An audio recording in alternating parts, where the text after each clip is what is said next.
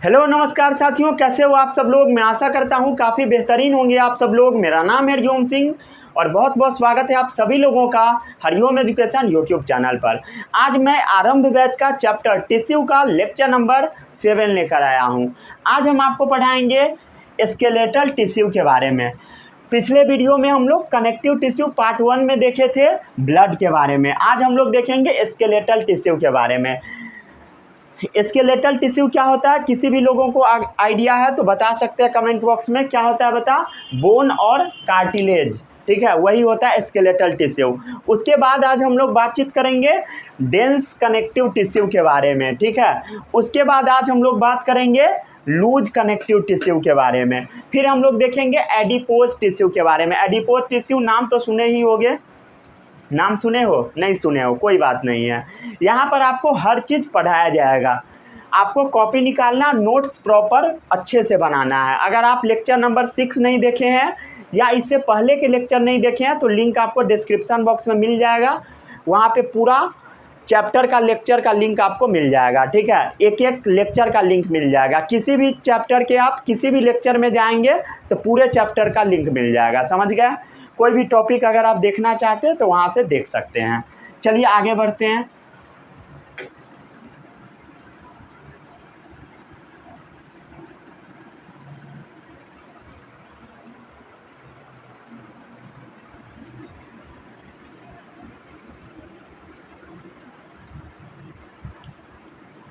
पिछले वीडियो में हम लोग ब्लड के बारे में पढ़े थे। ब्लड क्या चीज़ से बना होता है, प्लाज्मा से बना होता है। और किससे बना होता है, ब्लड सेल से बना होता है, ठीक है। तो प्लाज्मा के बारे में आपको पता है क्या क्या चीज़ उसमें होता है, बहुत ज़्यादा याद करना नहीं है। कुछ लोग बोल रहे थे कि प्लाज्मा के बारे में थोड़ा और डिटेल में बताइए, तो वो आपको नहीं पढ़ना है, ठीक है। जो मैं एक लाइन लिखवाया काफ़ी है, ठीक है। उसके बाद आता है ब्लड सेल्स। तो ब्लड सेल्स कितने टाइप्स के होते हैं कमेंट बॉक्स में बताइए। ब्लड सेल्स कितने टाइप्स के होते हैं, आज का क्वेश्चन है। आगे बढ़ते हैं अब हम लोग।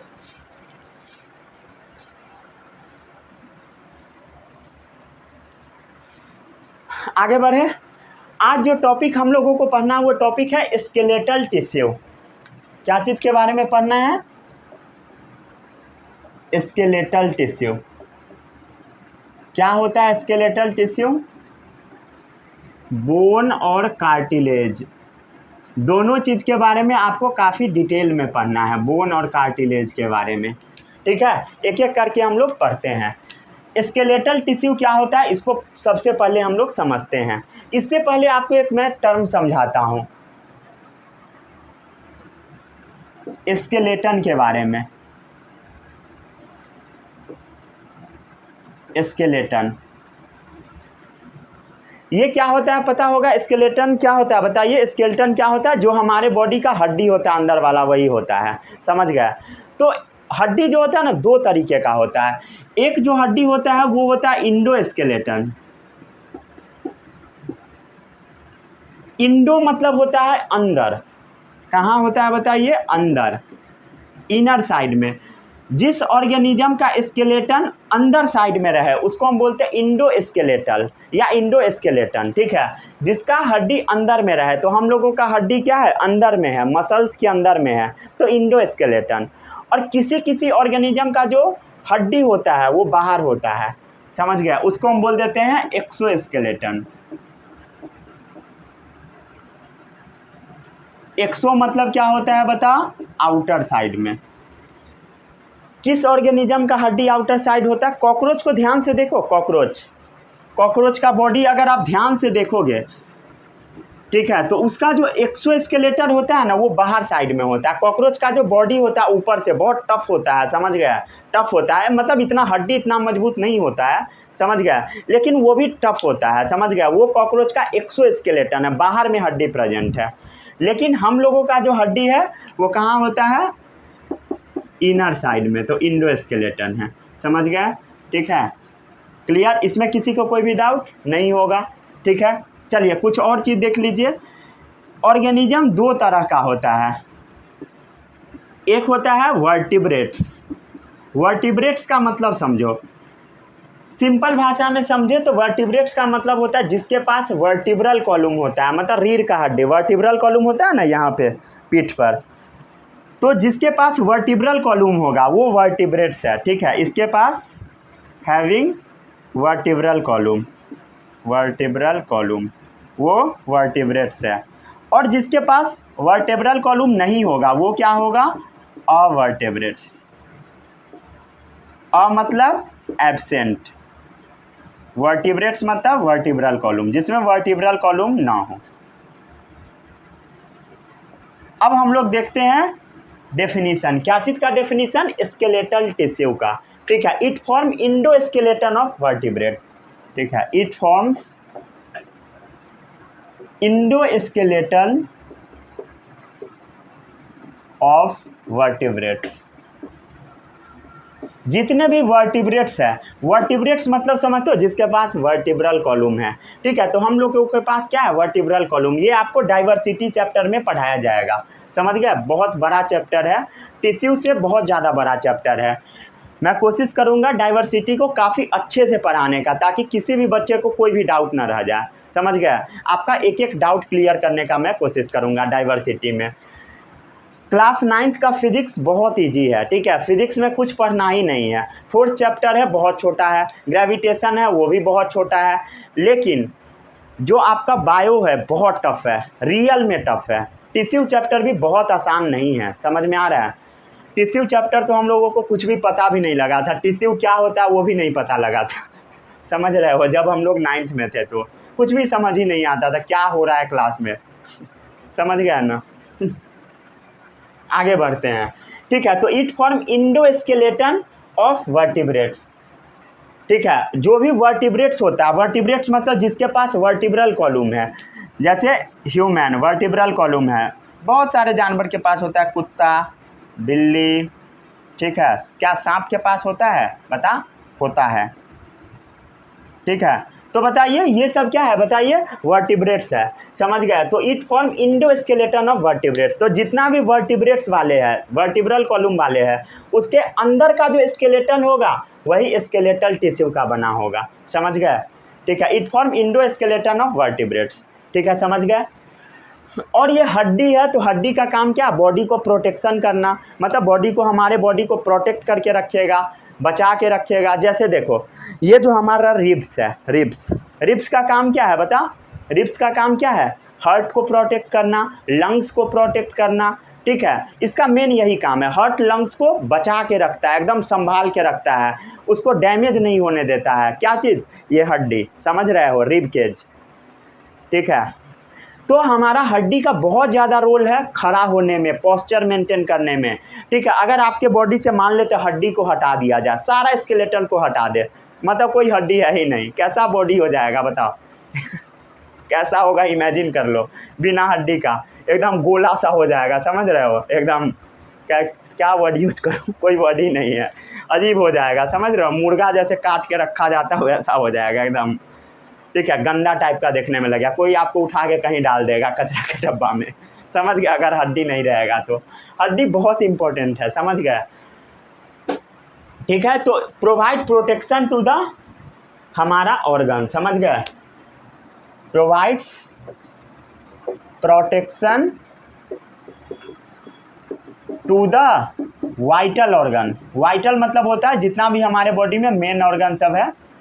Provide protection to the vital organs of the body. समझ में आ रहा होगा, इसमें किसी को कोई भी डाउट नहीं होगा। अब हम लोग देख लेते हैं सबसे पहले बोन के बारे में, हड्डी के बारे में, बोन के बारे में। सबसे पहला बोन के बारे में, हमारा हड्डी कैसा होता है बता, बहुत स्ट्रांग होता है। देखो हिलाने का कोशिश करोगे नहीं हिलेगा, बहुत ज़्यादा नहीं हिला देना है किसी का, समझ गए। तो हड्डी कैसा है बताइए, बहुत मजबूत होता है, वेरी स्ट्रांग, ठीक है, बहुत मजबूत। अब ये नहीं कि किसी का चेक करने लगना स्ट्रांग है कि नहीं, स्ट्रांग है कि नहीं, समझ गए, चेक उक नहीं करना है।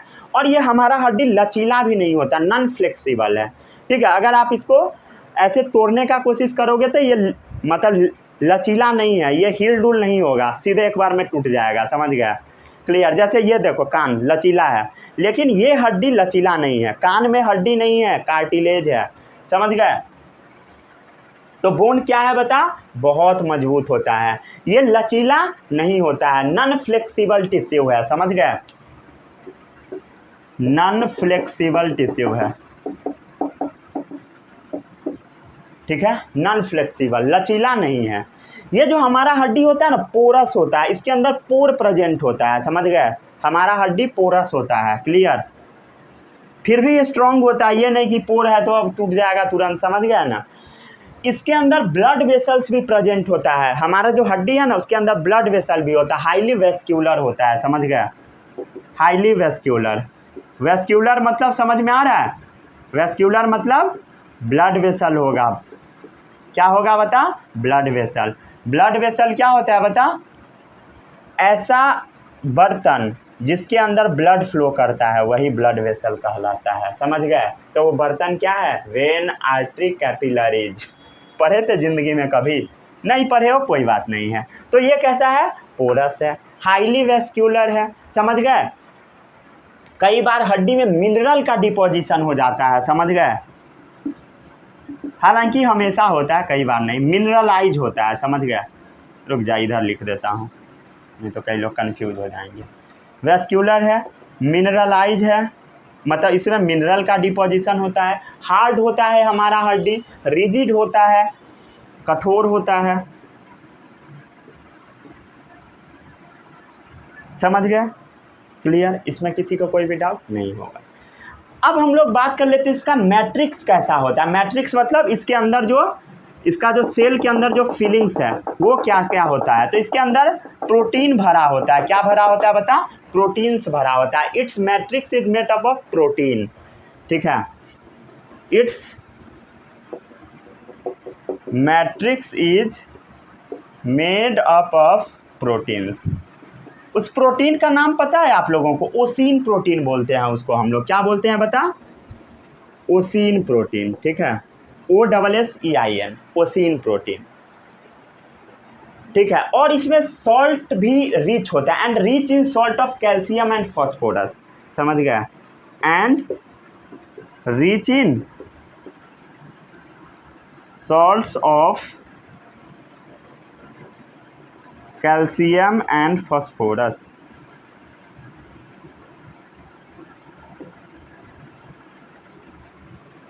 ठीक है, समझ गया। कैल्शियम और फॉस्फोरस से ये रिच हो जाता है, समझ गया। और ये हमारा फ्रेमवर्क बनाता है जिससे हमारा बॉडी सपोर्ट में रहता है, ठीक है, फॉर्म्स फ्रेमवर्क, ये हमारा पूरा ढांचा तैयार करता है, ढांचा, समझ गया, form framework that supports the body. ढांचा तैयार करना मतलब समझ रहे हो ना, मतलब जैसे देखते होइएगा जब फेस्टिवल आता है दुर्गा पूजा, इस सब में क्या होता है, दुर्गा पूजा में दुर्गा जी का सबसे पहले ढांचा बनाया जाता है, समझ गया। लकड़ी से पहले शेप दिया जाता है, फिर मिट्टी लगाया, उसके बाद पुआल लगाया जाता है, उसके बाद मिट्टी लगाया जाता है, समझ गया। तो लकड़ी है और जो पुआल है वो क्या है, ढांचा तैयार हुआ, और उसके ऊपर मिट्टी लगाया जाता है, फिर पेंटिंग होता है, फिर कपड़ा पहनाया जाता है। तो वैसे ही फिर पूजा पाठ होता है, समझ गया। वैसे ही फ्रेमवर्क जो होता है हड्डी हमारा, वो ढांचा के समान है, समझ गया, जिस पर हम लोग खड़ा रहते हैं, ठीक है। अगर मान लो कोई मूर्ति बिना फ्रेमवर्क का बना रहा है क्या होगा बता, क्या होगा, कुछ नहीं, गिर जाएगा। हम लोग बचपन में ऐसा किया भी करते थे कभी कभी, ठीक है। चलिए इसको नोट डाउन कीजिए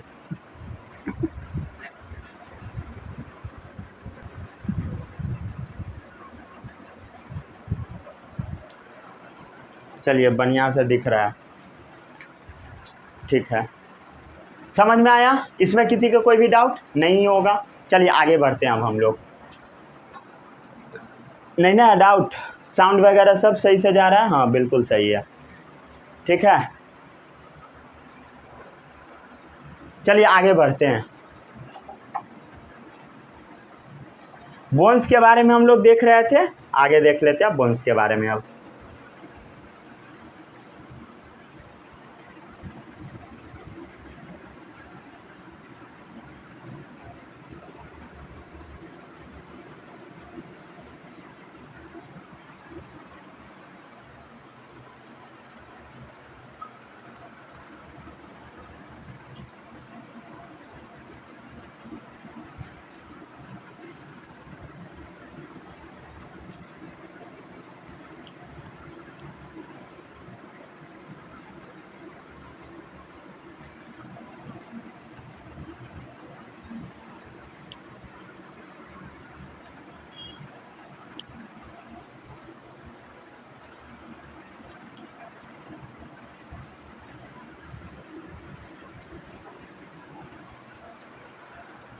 हाँ, हम लोग क्या चीज़ के बारे में बात कर रहे थे? बोन के बारे में, ठीक है। बोन के बारे में और भी चीज़ मैं आपको लिखाता हूँ, ठीक है।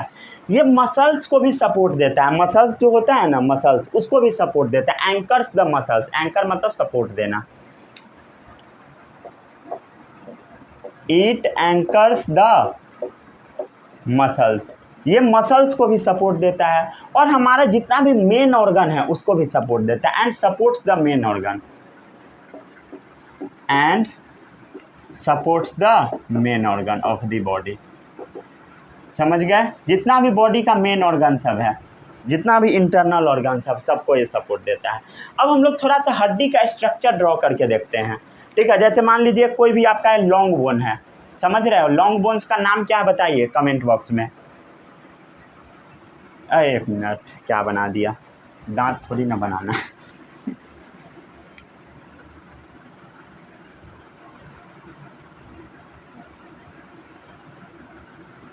ठीक है, ये जैसे मान लीजिए आपका हड्डी है, क्या है बता? हड्डी है, समझ गया? ये क्या है? हड्डी है। अब हड्डी के अंदर क्या क्या चीज़ प्रेजेंट होता है इसके बारे में बहुत ज़्यादा तो आपको नहीं पढ़ना है, लेकिन जो पढ़ना है इस क्लास में वो सब मैं आपको बता देता हूँ, ठीक है। ये क्या है बता? आपका हड्डी है, समझ गए? अब इसमें क्या क्या चीज़ होता है वो समझिए। ये जो आपका भरा हुआ देख रहे हो, ये इस हड्डी का मैट्रिक्स हो गया। क्या हो गया बता? मैट्रिक्स। ये इस हड्डी का क्या है? मैट्रिक्स है, समझ गया? और जो हमारा हड्डी होता है ना, 2 पार्ट में डिवाइडेड होता है, समझ गया? ठीक है, ये हड्डी कितने पार्ट्स में डिवाइडेड होता है? दो पार्ट में, समझ गया? और हड्डी के अंदर जो चीज़ प्रेजेंट होता है उसको हम क्या बोलते हैं? बोन मैरो बोलते हैं। क्या बोलते हैं बता? बोन मैरो, बोन मैरो, ठीक है। तो ये क्या है बता? बोन मैरो, समझ गया? ये क्या है? ऊपर वाला बोन मैरो, समझ गया? क्या है बता? Bone marrow. हड्डी के अंदर जो चीज़ रहता है बोन मैरो, ये भी क्या है? बोन मैरो, समझ गया? बोन मैरो, ठीक है। इसमें किसी को कोई भी डाउट नहीं होगा, ठीक है। अब ये बीच में जो बोन मैरो प्रेजेंट है ना, इसको बोला जाता है रेड बोन मैरो, और जो ऊपर में होता है उसको बोला जाता है येलो बोन मैरो, ठीक है। क्या बोला जाता है? Yellow bone marrow, yellow bone marrow. और नीचे में जो होता है इसको भी येलो बोन मैरो। तो ये हो गया येलो बोन मैरो, ये येलो बोन मैरो, और बीच वाला रेड बोन मैरो, समझ गए? किसी को इसमें कोई भी डाउट नहीं होगा। चलिए आगे बढ़ते हैं। अब हम लोग बोन मैरो के बारे में बात कर लेते हैं। बोन मैरो अगला टॉपिक है। बोन मैरो, ठीक है। बोन मैरो ये कैसा होता है? बोन मैरो ये हड्डी के अंदर भरा हुआ है, हड्डी के अंदर होता है। तो ये सॉफ्ट होता है, कैसा होता है बता? मुलायम। और ये स्पॉन्जी भी होता है,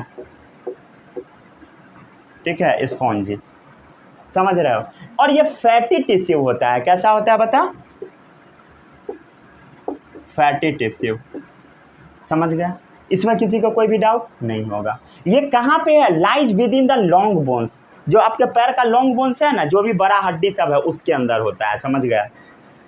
lies with in the long bones,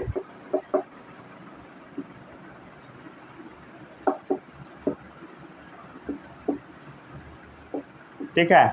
ये हमारे लॉन्ग बोन्स के अंदर होता है, आपको दिख रहा होगा, समझ गया?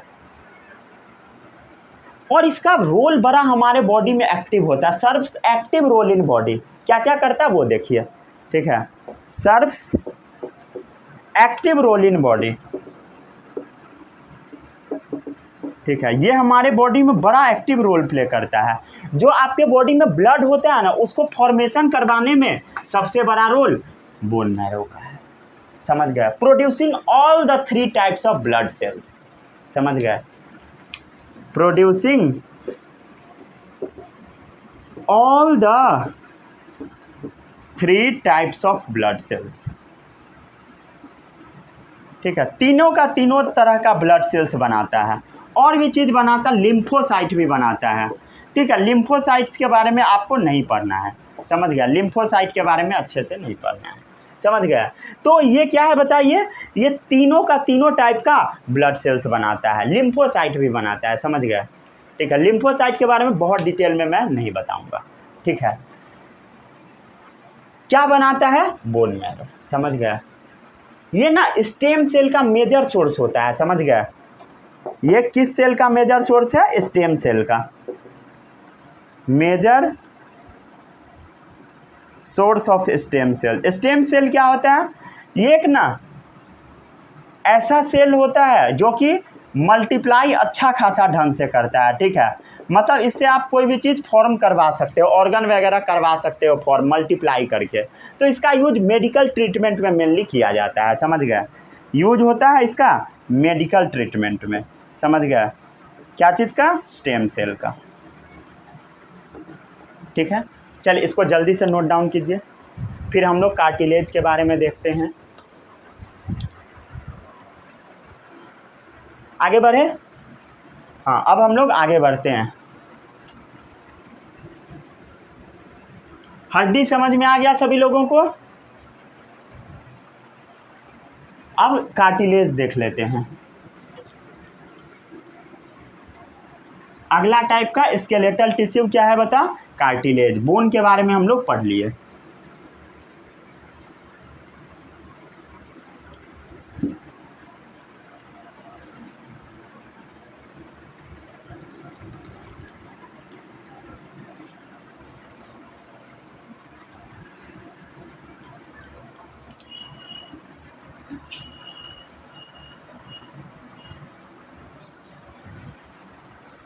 अगला टाइप का कनेक्टिव टिश्यू है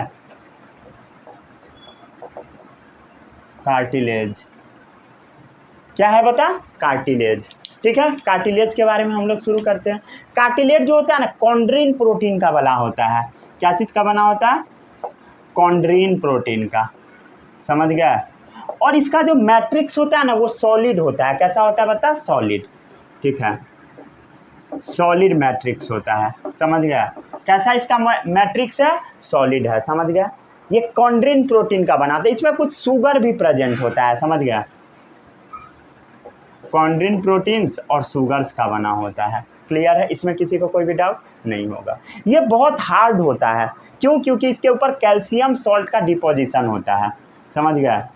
ये highly hardness due to deposition of calcium salt.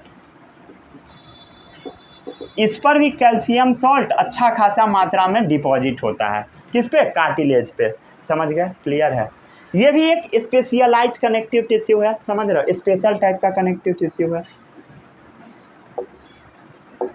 Specialise connective tissue है। अब स्पेशलाइज का मतलब आपको अच्छे से समझ में आ रहा होगा, मतलब इसका कुछ स्पेशल काम है, समझ गए। अब क्या होता है वो समझो। इसका जो सेल होता है, इसमें ना अच्छा खासा मात्रा में ना कोलेजन फाइबर होता है। क्या होता है कोलेजन फाइबर? हम लोग समझते हैं। जैसे मान लो ये सेल है, क्या है बताइए? ये सेल है, ये सब क्या है? सेल है, समझ गया। क्या चीज़ का सेल है? क्या चीज़ का सेल है? कार्टिलेज का सेल है, कार्टिलेज का सेल है, कार्टिलेज का सेल है। ये कार्टिलेज का जो सेल है ना, इसमें फाइबर जमा होगा। क्या होगा बता? फाइबर्स। ये जो फाइबर्स होगा ना, इसका नाम है कोलेजन फाइबर। क्या नाम है बता? Collagen fibres. कौन सा फाइबर है बता? कोलेजन फाइबर, समझ गया। ये क्या है बता? कार्टिलेज सेल है, कार्टिलेज का सेल है। कार्टिलेज सेल को हम लोग कॉन्ड्रोसाइट्स भी बोल देते हैं। क्या बोलते हैं? कॉन्ड्रोसाइट्स। कॉन्ड्रोसाइट्स क्या होता है बता? कार्टिलेज सेल, समझ गया। इसी का दूसरा नाम है, अच्छे से समझाने के लिए लिख दिया, समझ गया। तो ये जो कॉन्ड्रोसाइट है, ये स्पेशलाइज कनेक्टिव टिश्यू होता है, समझे, ठीक है, समझ गए। अब इसमें क्या है बता? Contains delicate network of collagen fibres. आपको कोलेजन फाइबर्स का पूरा में जाल दिख रहा होगा, डेलिकेट नेटवर्क दिख रहा होगा, मतलब पूरा में बिछा होता है, समझ गए। इसको आप जोड़ भी सकते हो, नेटवर्क जैसा बना भी सकते हो। पूरा में क्या होगा? कोलेजन फाइबर भरा होगा।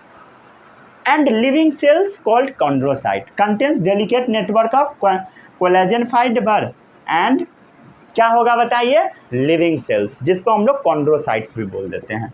And living cells called as chondrocytes.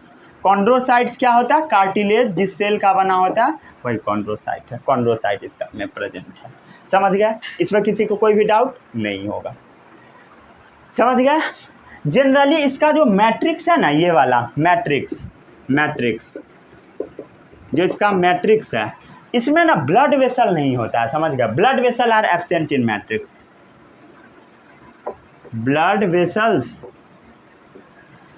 Are absent in matrix, absent in matrix.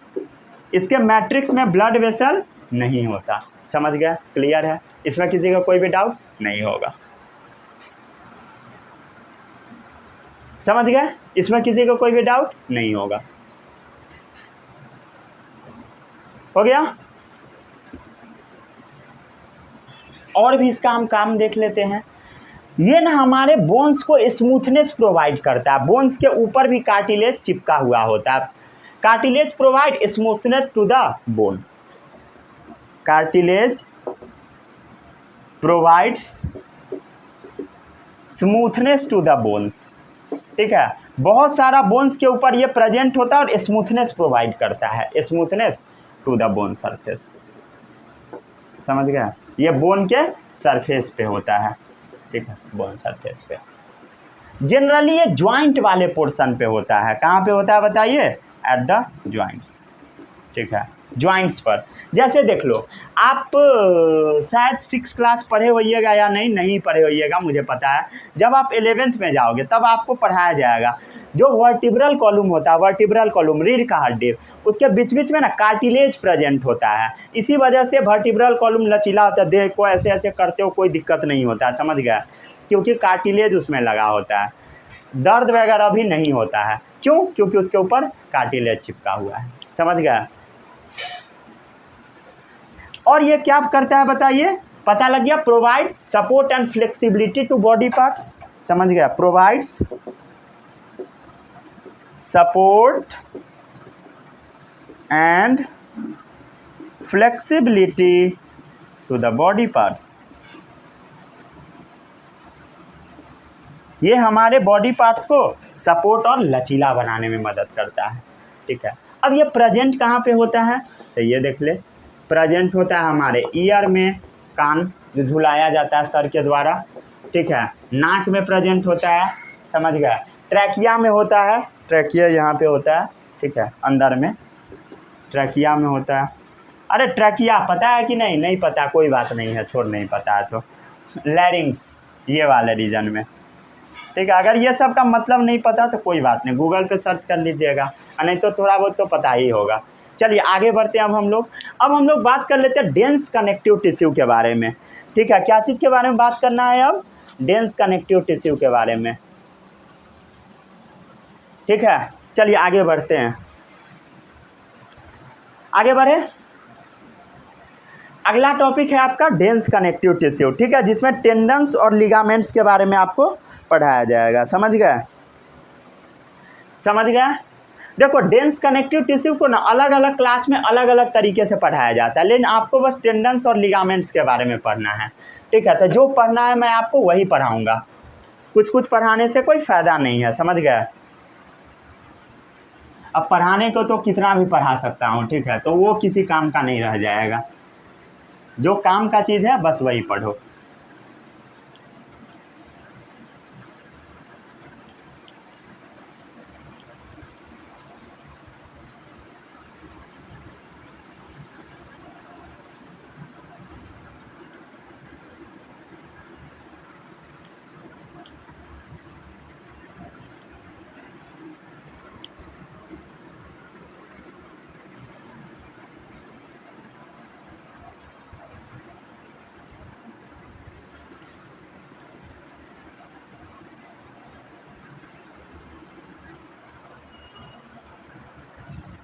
ठीक है, अब हम लोग आगे बढ़ते हैं।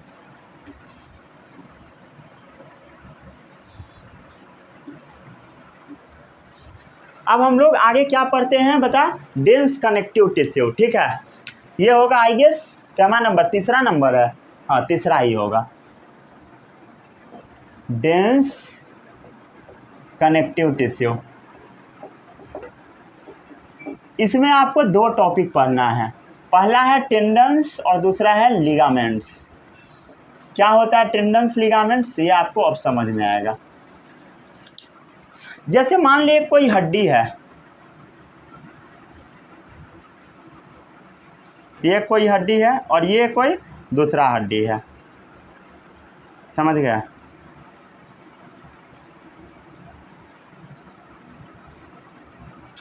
रुक 2 मिनट। ये जैसे कोई एक हड्डी है, ठीक है, और नीचे कोई दूसरा हड्डी है, ठीक है, ये दूसरा हड्डी है।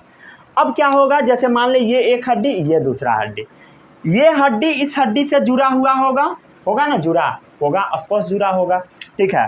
तो ये जो हड्डी है दूसरे हड्डी से जिस चीज़ से जुड़ेगा इसको हम लिगामेंट्स बोल देते हैं। क्या बोलते हैं बता, एक हड्डी दूसरा हड्डी से जिस चीज़ से जुड़ेगा उसको हम क्या बोलते हैं, लिगामेंट्स। समझ गए, क्लियर है, क्लियर है। और अगर एक हड्डी, ये जैसे मान लिया आपका मसल्स है, क्या है बता, मसल्स है, ये क्या है मसल्स, ये क्या है मसल्स है, मसल्स समझ रहे हो ना, मसल्स, ये क्या है बता, मसल्स है, मसल्स। अब ये जो मसल्स है ना, ये हड्डी से जुड़ा हुआ होगा, ऑफकोर्स जुड़ा होगा, चलो जोड़ देता हूँ इसे, हम लोग जोड़ दिए, ये भी हड्डी से जुड़ा हुआ होगा, मसल्स जुड़ा होगा। तो जो मसल्स हड्डी से जिस चीज़ से जुड़ा होगा उसको हम बोलते हैं टेंडन्स। क्या बोलते हैं बता, टेंडन्स। ये क्या है, बोन है, ये क्या है, बोन है, समझ गए।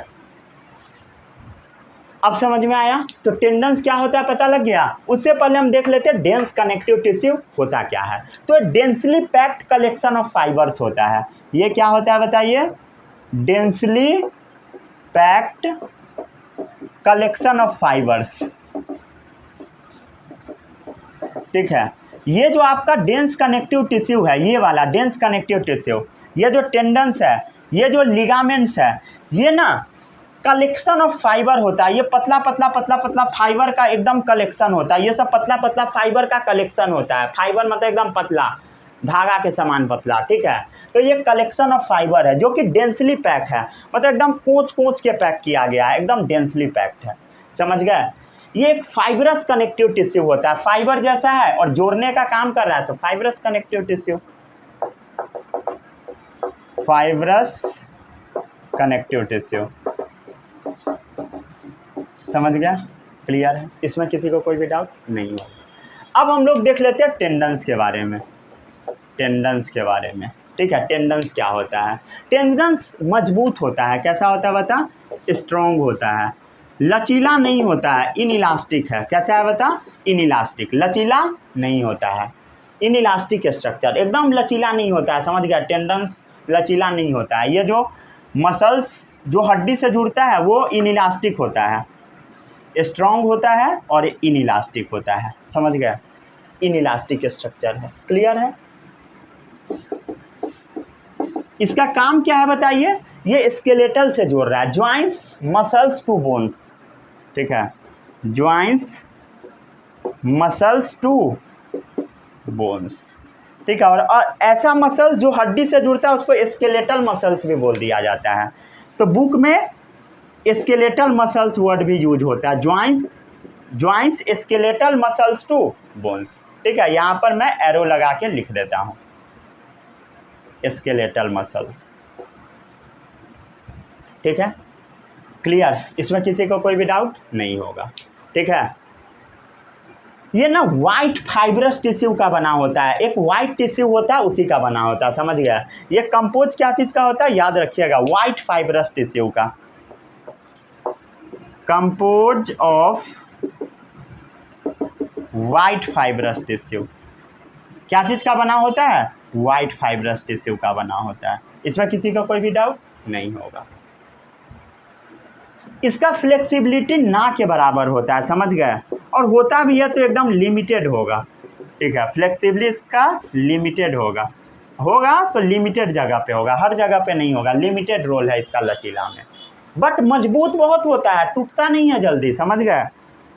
ग्रेटर स्ट्रेंथ होता है इसका, एकदम ग्रेट स्ट्रेंथ है, मजबूती फूट फूट के भरा होता है, समझ गया। चलिए इसको नोट कीजिए जल्दी से। हो गया नोट? 1 2 3। अगर नहीं नोट किए हो तो बैक जाके आप नोट कर सकते हैं वीडियो पॉज करके।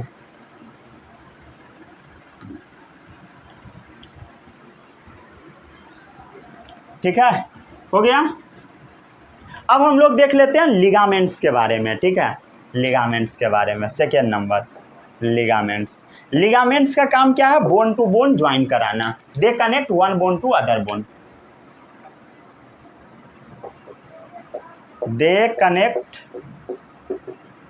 वन बोन टू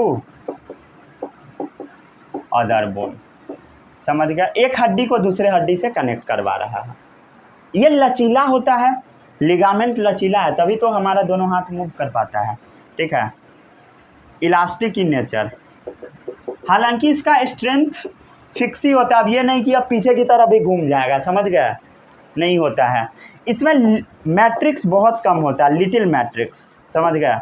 इसमें मैट्रिक्स बहुत कम होता है, समझ गया। ये हड्डी को मजबूत बना देता है, ये ज्वाइंट को मजबूत बना देता है, समझ गया। क्या चीज़? लिगामेंट। ठीक है, तो ये स्ट्रेंथ देता है किसको? जोड़ को।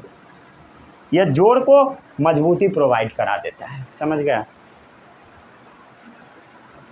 ठीक है, ये हमारे नॉर्मल मूवमेंट में मदद करता है, हेल्प्स इन नॉर्मल मूवमेंट में मदद करता है। अब कई बार क्या होता है ना, बढ़िया से मूवमेंट कर देता है आदमी, तब क्या होता है बताइए? मोच आ जाता है, बहुत ज़्यादा दर्द करने लगता है, समझ गए। उसको बोलते हैं स्प्रेन आ जाना। ठीक है, स्प्रेन आ जाना। ठीक है, जैसे देखते हो ये गला में कई बार हो जाता है स्प्रेन, बहुत ज़्यादा दर्द होता है, समझ गया। क्लियर? तो क्या होता है बताइए? एक्सेसिव पुलिंग ऑफ लिगामेंट, वही स्प्रेन होता है। तू आ जा। एक्सेसिव पुलिंग ऑफ लिगामेंट्स, उससे क्या होता है बता? स्प्रेन हो जाता है। Leads to a condition called sprain, leads to a condition called sprain. ठीक है, स्प्रेन मतलब मोच। ठीक है, मोच आ जाना। क्लियर है? दर्द होने लगता है गला वगैरह में, समझ गया। चल इसको जल्दी से नोट डाउन कीजिए। दिख रहा है सब? हाँ, दिख रहा है सब बढ़िया से।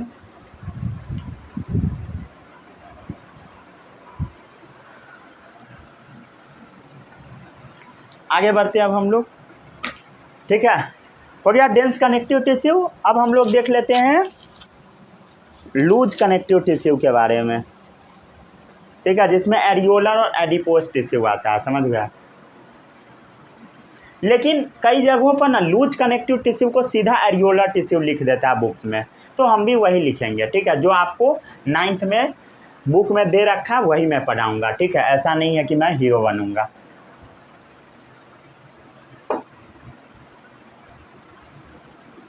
इसका सेल कैसा अरेंज है बताइए? डेंसली अरेंज, इसीलिए इसका नाम है डेंस कनेक्टिव टिश्यू।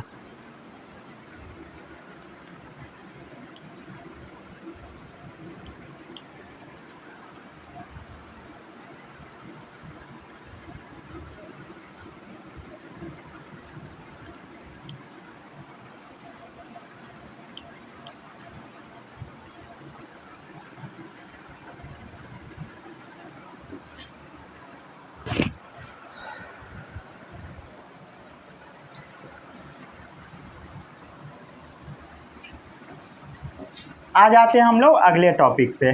अगला होगा आपका 4th नंबर, एरियोलर या loose connective tissue.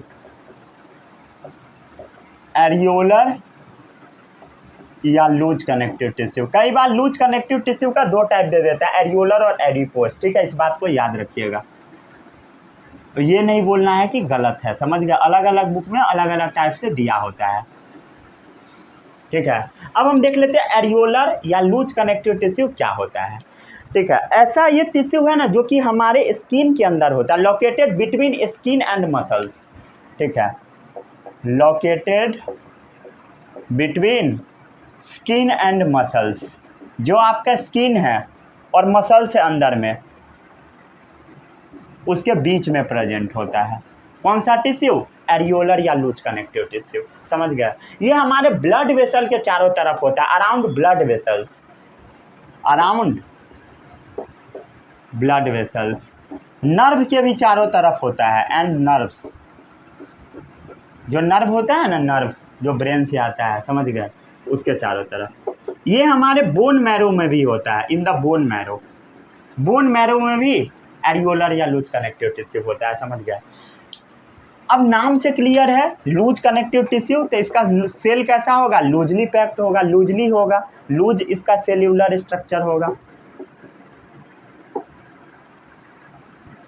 Cellular tissue.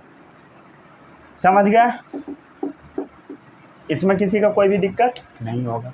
अब हम देख लेते हैं इसका मैट्रिक्स कैसा होता है। ठीक है, मैट्रिक्स कैसा होता है, तो इसका जो मैट्रिक्स होता है, इसमें दो तरह का फाइबर होता है। एक होता है वाइट कोलेजन फाइबर और एक होता है वाइट कोलेजन फाइबर्स, और एक होता है yellow fibres, yellow elastic fibre, yellow elastic fibre. समझ गए। जैसे एक बॉक्स के अंदर हम लोग बनाने का कोशिश करते हैं। जैसे मान ले ये आपका सेल हो गया फाइब्रोब्लास्ट। कौन सा सेल है बताइए? फाइब्रोब्लास्ट। नहीं तो छोड़ दीजिए, फाइब्रोब्लास्ट का नाम मैं नहीं बताता हूँ, नहीं तो लिख ही देता हूँ, लिख दिया तो बता देता हूँ। फाइब्रोब्लास्ट ऐसा सेल होता है ना जो कि फाइबर्स को बनाने में मदद करता है। ठीक है, ये जो फाइबर सब है ना, इसको बनाने में मदद करता है फाइब्रोब्लास्ट। ठीक है, ये जो फाइबर सब है, ये जो वाइट कोलेजन फाइबर्स है, येलो कोलेजन फाइबर्स है, इसको बनाने में मदद करता है। कौन सा cell? Fibroblast. Fibre producing cell है। कौन सा सेल है बता? फाइबर्स प्रोड्यूसिंग सेल है, फाइबर्स प्रोड्यूसिंग सेल है। समझ गया? क्लियर। इसमें इसका मैट्रिक्स भरा होगा। क्या भरा होगा बता? मैट्रिक्स भरा होगा। ये क्या है? मैट्रिक्स है। इसके अंदर में कुछ ऐसा भी सेल प्रेजेंट होता है जो कि बैक्टीरिया सबको मार के खा जाता है, उसको मैक्रोफाजेज बोलते हैं। समझ गया? जैसे मान लीजिए मैक्रोफाजेज है, मैक्रोफाज, बैक्टीरिया इंगल्फिंग सेल। ठीक है, समझ गए? क्लियर। यही आपके बुक में कॉमन सा स्ट्रक्चर दिया होगा, समझ गए? इससे ज़्यादा आपको नहीं पढ़ना है। क्लियर, दूर दूर तक नहीं पढ़ना। हालांकि मैं चेक कर लेता हूँ, रुक जाइए। फाइब्रोब्लास्ट मेंशन कर दिया, मैक्रोफाज मेंशन कर दिया, और बस इतना ही रहने दीजिए, इससे ज़्यादा नहीं पढ़ना है आपको। समझ गया? क्लियर। इसमें किसी को कोई भी डाउट नहीं होगा। ठीक है, इसका जो मैट्रिक्स है, इसमें कोलेजन फाइबर होता है। Collagen fibre, white collagen fibre इसी में होता है। ठीक है, इसके बारे में डिटेल में इसमें नहीं बताऊंगा, नहीं तो बहुत कन्फ्यूजन हो जाएगा। क्लियर। और येलो इलास्टिक फाइबर इसी के अंदर प्रेजेंट होता है। क्लियर है? समझ गए? इसके मैट्रिक्स में होता है। ठीक है, अब हम बात कर लेते हैं ये टिश्यू के बारे में और भी कुछ चीज़ सब। ठीक है, ये जो टिश्यू होता है ना, ये सपोर्टिंग टिश्यू भी होता है। इसके अंदर में है तो सपोर्टिंग टिश्यू भी होगा और पैकेजिंग टिश्यू भी होगा, मतलब पैकिंग में भी मदद करेगा। समझ गया? सपोर्टिंग एंड पैकिंग टिश्यू होगा। समझ गया? ये सपोर्ट करने में मदद करेगा और पैक करने में भी मदद करेगा। Supporting and packing tissue find between the organ. ठीक है, कहाँ पे पाया जाएगा? Found between the organs. ये हमारे ऑर्गन्स के बीच में पाया जाएगा। जो भी इंटरनल ऑर्गन है, lying in body cavity, body में जो कैविटी है उसके अंदर रहेगा। समझ गया? Lying in body cavity. समझ गया? बॉडी कैविटी क्या होता है पता लगा? नहीं पता लगा होगा। अरे भाई, जैसे मान लो हमारे बॉडी से सारा ऑर्गन को खींच कर निकाल दिया जाए तो क्या होगा, खाली जगह बच जाएगा, वही बॉडी कैविटी है। समझ गया, सारे ऑर्गन को खींच देगा तो क्या होगा, खींच कर निकाल दिया जाए, खाली सा डब्बा रहेगा। समझ गया, डब्बा है डब्बा, एक ऐड भी आता था बहुत दिन पहले, अब नहीं आता है। समझ गया, अब सेटअप बॉक्स का काम ख़त्म है, पहले आता था डब्बा है डब्बा, अंकल का टीवी डब्बा, वैसे ही खाली हो जाएगा। समझ गया,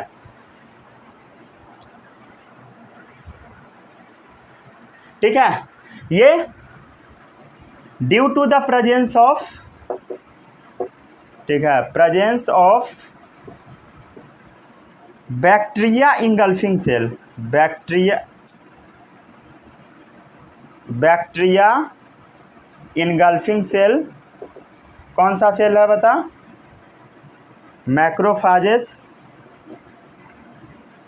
यही फॉरेन चीज को खाता है generally. Due to the presence of bacteria engulfing cell,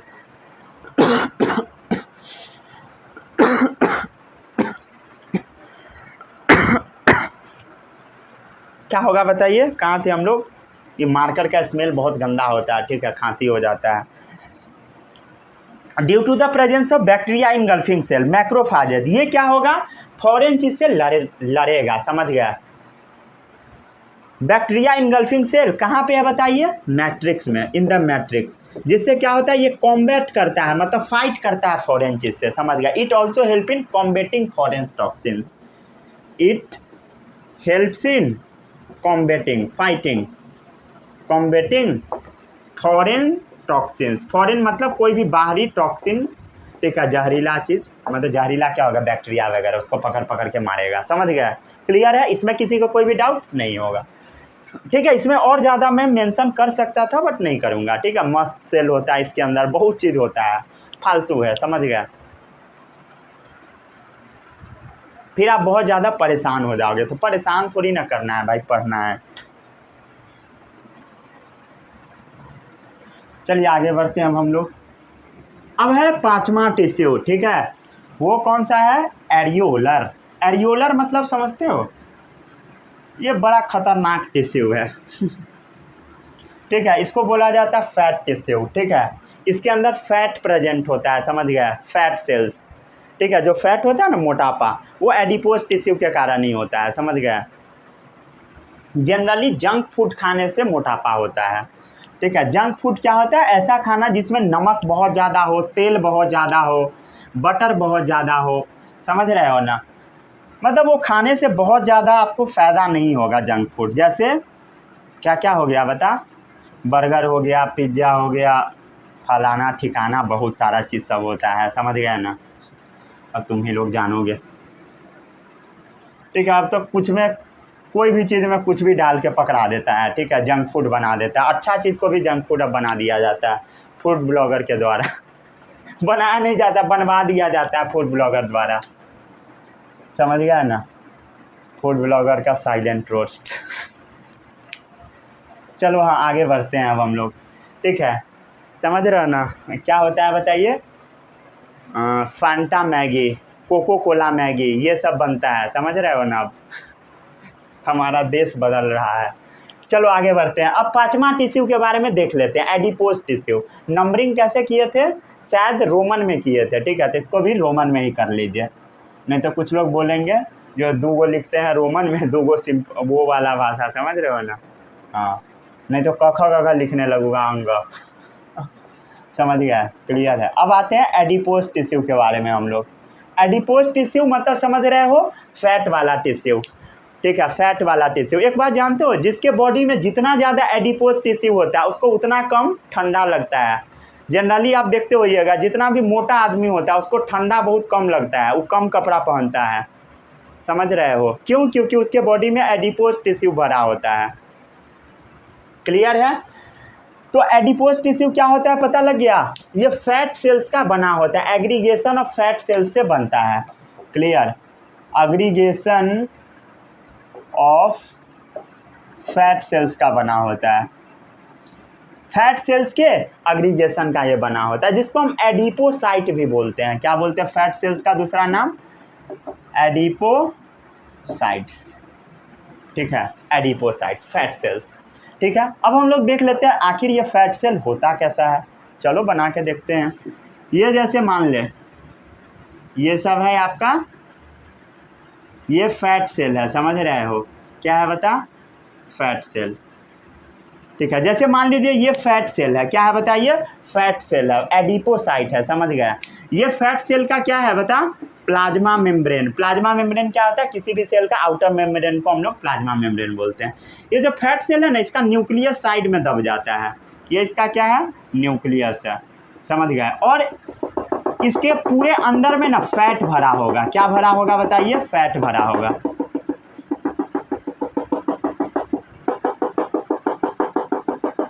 क्या भरा होगा बताइए, फैट भरा होगा, समझ गए। ये फैट स्टोरेज का एरिया है, क्लियर, फैट स्टोरेज एरिया है, फैट स्टोरेज एरिया, क्लियर है, समझ गए। इसमें किसी को कोई भी डाउट नहीं होगा। बड़ा बड़ा डब्बा रहेगा, बड़ा बड़ा डब्बा, बड़ा बड़ा डब्बा रहेगा, बड़ा बड़ा वैक्यूल रहेगा जिसके अंदर फैट स्टोर रहेगा, समझ गए, क्लियर है। अब हम देखते हैं फैट सेल के बारे में। आपको समझ में आ गया होगा कि ये गोला है या ओवल शेप का है, गोला या अंडाकार शेप का हो सकता है, समझ गए, क्लियर है। Contain a large droplet of fat, contains a large droplet of fat, आपको दिख रहा होगा बड़ा बड़ा फैट का ड्रॉपलेट, बड़ा बड़ा फैट का ड्रॉपलेट है, क्लियर, समझ गए, ठीक है। ये जो फैट सेल है ना, जिस तरीके से अरेंज है इसको हम ग्लोब्यूल्स बोल देते हैं, समझ गया। Fat cells are arrange in globules, ये ग्लोब्यूल फॉर्म में अरेंज है, अरेंज इन ग्लोब्यूल्स, छोटे छोटे फॉर्म में, ठीक है, समझ गया, ग्लोब्यूल्स फॉर्म में, ठीक है। अब क्या होगा, ये जो ग्लोब्यूल सब है, ग्लोब्यूल्स है, इसको सेपरेट करने के लिए ना इसके अंदर कोलेजन भरा होगा, separated by collagen and elastin fibre, समझ गया, separated by collagen and elastin fibre, समझ गए। इसके अंदर क्या होगा बताइए, इसके अंदर कोलेजन और इलास्टिन फाइबर इस समय भरा होगा, कोलेजन और इलास्टिन फाइबर, समझ गया। कौन सा fibre, collagen and elastin fibre, ठीक है, क्लियर, क्लियर, इसमें किसी को कोई भी डाउट नहीं होगा। अब फैट होता कहाँ है, हमारे स्किन के अंदर भरा होता है, जनरली पेट वाले एरिया में होता है, समझ गया, पेट वाले एरिया में बहुत ज़्यादा जमा हो जाता है, समझ गया। जनरली मेल का जो फैट का डिस्ट्रीब्यूशन होता है पेट वाले एरिया में होता है और हिप वाले रीजन में, और फीमेल का पूरे बॉडी में डिस्ट्रीब्यूट होता है। पेट, जैसे लड़का अगर मोटा होता है तो जनरली उसका पेटे निकल जाता है, समझ रहे हो, देखने में बहुत गंदा लगता है, पेट ही निकलता है लड़का का, समझ रहे हो। और फीमेल में पूरा बॉडी पार्ट में फैट का, जनरली फैट का डिस्ट्रीब्यूशन होता है, पेट कम निकलता है, समझ गए, क्लियर है। जनरली ये ऐसा होता है, गारंटी नहीं है कि हमेशा होगा, मैं ऊपर ऊपर से बता रहा हूँ, समझ गया, क्लियर है। तो ये कहाँ होता है, located below the skin, located below the skin, ये चमड़ी के अंदर में होता है, क्लियर है। Between internal organs, between internal organs, ठीक है, जो हमारा इंटरनल ऑर्गन्स है उसके बीच बीच में भी प्रेजेंट होता है, ठीक है। जैसे मान लो हार्ट है, लिवर है, तो उस सब के अगल बगल में थोड़ा बहुत फैट का डिपोजिशन रहता है जनरली, समझ गया। हार्ट में तो बहुत ज़्यादा नहीं होता, लिवर के चारों तरफ रहता है। ये जो बेली वाला रीजन है, स्टमक वाला रीजन, उसमें भी फैट का अच्छा खासा डिपोजिशन होता है, समझ गया। तो between internal organ, internal organs में भी प्रेजेंट होता है। सर्व एज फैट रिजॉर्बियर, ठीक है, सर्व्स एज फैट को रिजर्व करके रखता है, क्लियर है, ठीक है, क्लियर। जो भी हमारा इंटरनल ऑर्गन है उसको पोजीशन पर भी बना के रखता है, कीप्स विसरल ऑर्गन,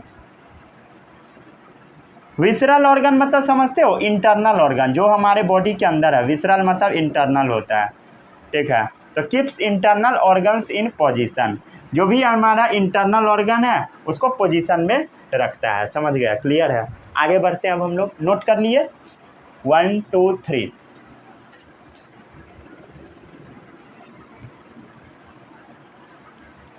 समझ गए? इसमें किसी को कोई भी डाउट नहीं होगा। ठीक है, ये इंसुलेटर की तरह भी वर्क करता है, एक्ट्स एज इंसुलेटर।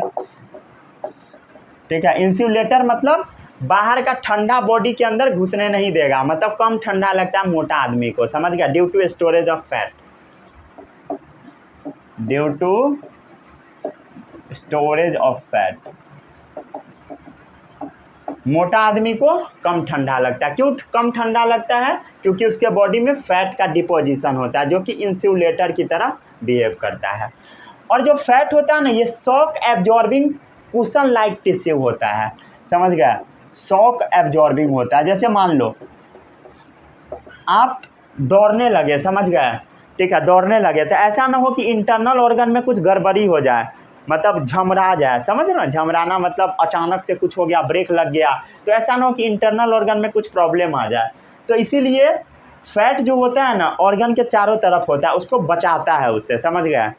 क्लियर? तो ये फैट एब्जॉर्बिंग टिश्यू है, कुशन लाइक होता है, गद्दीदार सोफा जैसा होता है। समझ गया? कुशन जैसा। ठीक है, शॉक एब्जॉर्बिंग कुशन लाइक होता है अराउंड द विसरल ऑर्गन। ठीक है, जो भी हमारे इंटरनल ऑर्गन है उसके चारों तरफ, अराउंड द विसरल ऑर्गन्स।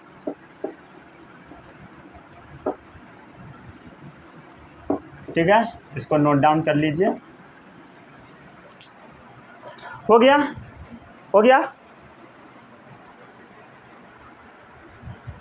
कर लिए नोट डाउन? अब अगले लेक्चर में हम लोग मस्क्यूलर टिश्यू के बारे में बात करेंगे। उसके बाद एक और लेक्चर आएगा, वहाँ पे हम लोग नर्वस टिश्यू के बारे में बात करेंगे। मिलते हैं अगले लेक्चर में। तब तक जो पढ़ाया सबका रिवीजन कीजिए। All the best, bye bye, जय हिंद।